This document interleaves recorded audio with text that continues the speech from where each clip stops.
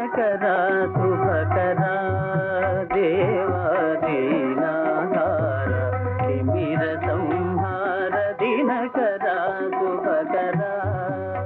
శోకం ఎవరికి ఎక్కువ అంటే ఎవరు ఎక్కువ అనుబంధాన్ని పెట్టేసుకుని వ్యామోహంలో నిండిపోతాడో వాడికి ఎక్కువ శోకం. ఎవడు తేలి ఉంటాడో అంటే ఎవడు అనుబంధములన్నీ ఈశ్వరుని యందుంచి తత్ప్రసాదముగా మిగిలిన వాటిని అనుభవిస్తూ ఉంటాడు.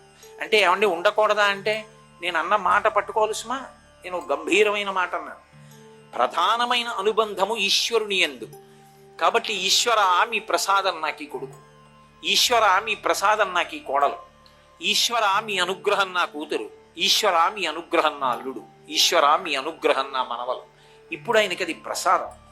ప్రసాదాన్ని ఎంత పవిత్రంగా చూస్తాడో దాన్ని ఈశ్వర విభూతిగా అనుగ్రహంగా అంత ఆనందంగా చూస్తాడు తప్ప అంతకన్నా వ్యామోహంతో మాత్రం చూడడు. అందుకుని తేల్తాడు.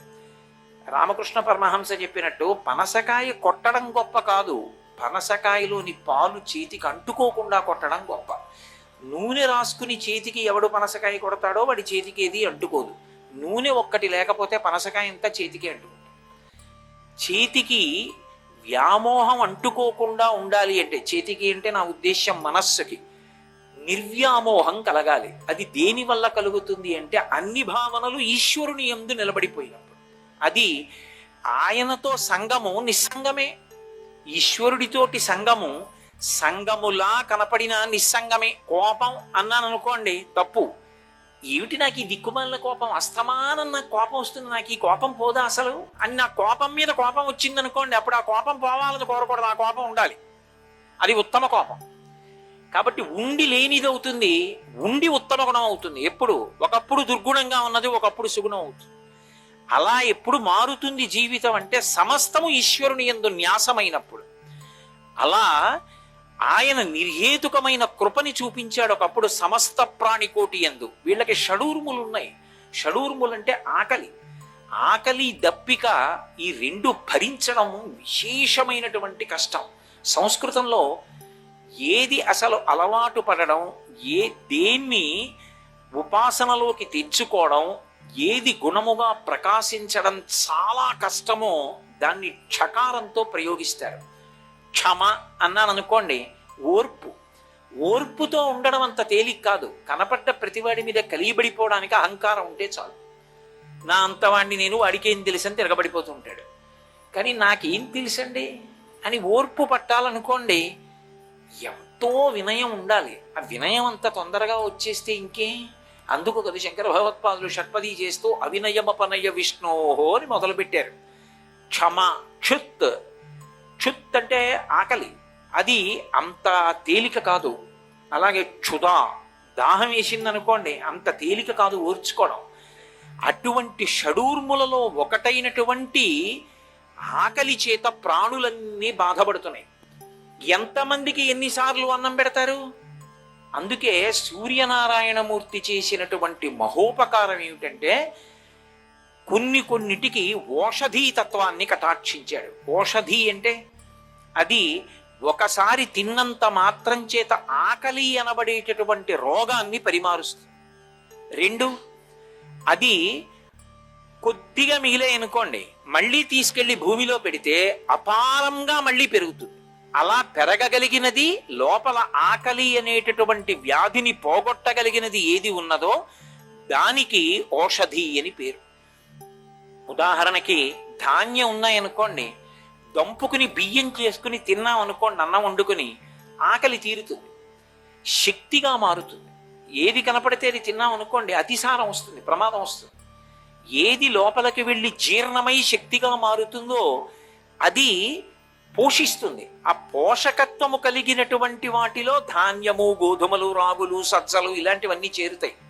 అవి ఒక్కసారి పండి తినేసిన తరువాత ఇక మళ్ళీ ఎలా వస్తాయి అన్న ప్రశ్న వచ్చిందనుకోండి, ప్రమాదం జాతికి. అప్పుడు జీవకోటి నిలబడదు. ఓషధీతత్వం ఉంటుంది. ఒక్క బస్తాడు ధాన్యం దాచుకున్నాడు అనుకోండి, 9 బస్తాల ధాన్యం తినేసిన పండిన 10 బస్తాల్లో ఆ ఒక్క బస్తాలో ధాన్యం పట్టుకెళ్ళి మళ్ళీ భూమిలో వేశాడు అనుకోండి, మళ్ళీ 10 బస్తాల ధాన్యం వస్తాయి.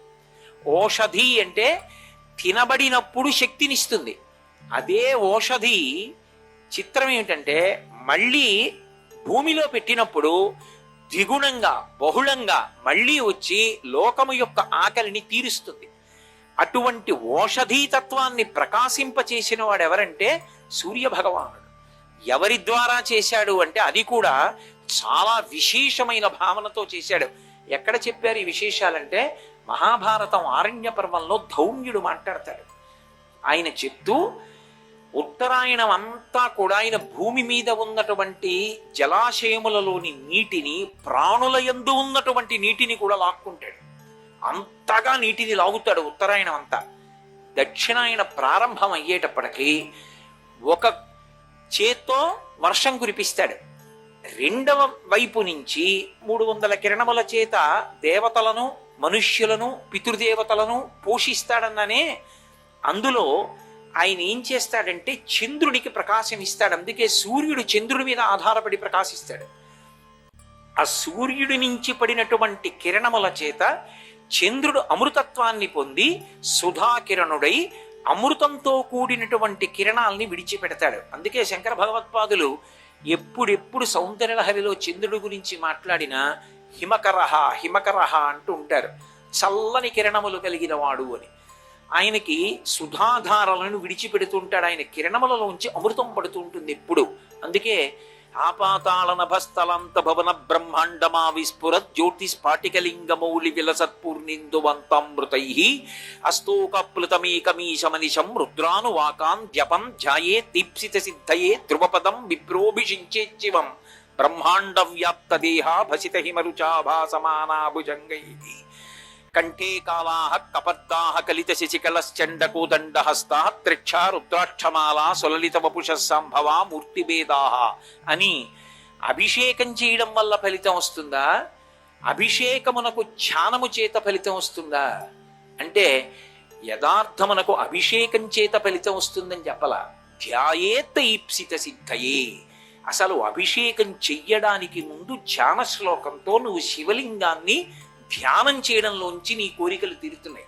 ఎలా అంటే ఈ శివలింగం అంతా బ్రహ్మాండమైతే ఒకానొకప్పుడు దూర్జటికి దర్శనమైంది. ఉదయగ్రామము పానవట్టము అభిషేకో తత్ప్రవాహంబు వార్ది ధరిద్వంతము ధూపధూమము జ్వలద్దీప ప్రభారాశి కౌముది తారానివహంబులద్భుత సుమంబులుగా తమోదూత సఖ్యదమై సీత గభస్తి బింబ శివలింగం ఒప్పే ప్రాచీదిశన్ అన్నాడు. అండము గుడ్డు ఈ బ్రహ్మాండమంతా ఓ శివలింగం అయితే దాని మీద ఉన్నటువంటి చంద్రబింబం ధారాపాత్రయై అందులోంచి పడుతున్నటువంటి అమృతధారల చేత ఈ బ్రహ్మాండం అనేటటువంటి శివలింగము చల్ల పడిపోయి ఉంటుంది, తడిసిపోయి. ఆ చల్లగా తడిగా ఉన్న శివలింగాన్ని ముట్టుకుని ఆ చల్లతనాన్ని అనుభవించడం ఎవరు ధ్యానమునందు అనుభవిస్తారో అటువంటి వారికి ధ్యాయేత్ ఈప్సిత సిద్ధయే ధ్రువపదం విప్రోభిషించే శివం. శివం మంగళప్రదుడై ఆయన అందరికీ కూడా శుభంకరుడై మంగళములను ఇస్తాడు. కాబట్టి చంద్రుడు సుధాకిరణుడై అమృత కిరణములను తనవిగా చేసుకుని అమృత వృష్టిని కురిపిస్తాడు. ఇప్పుడు ఆ అమృత కిరణముల చేత ఓషధీతత్వాన్ని కల్పిస్తాడు. ధాన్యం పండుతోందనుకోండి, ఆ పండుతున్న ధాన్యం కొంతకాలం నిలవ చేసి తీసుకొచ్చి మళ్ళీ భూమిలో పెట్టి తడి తగిలితే అందులోంచి అంకురము వచ్చి ఒక్క వడ్డు గింజలోంచి కంకు పుట్టి కంకులోంచి మళ్ళీ ఇన్ని ధాన్యపు గింజలు ఎవరి అనుగ్రహం చేత వచ్చాయని అడిగారు. అదంతా సూర్యానుగ్రహమే.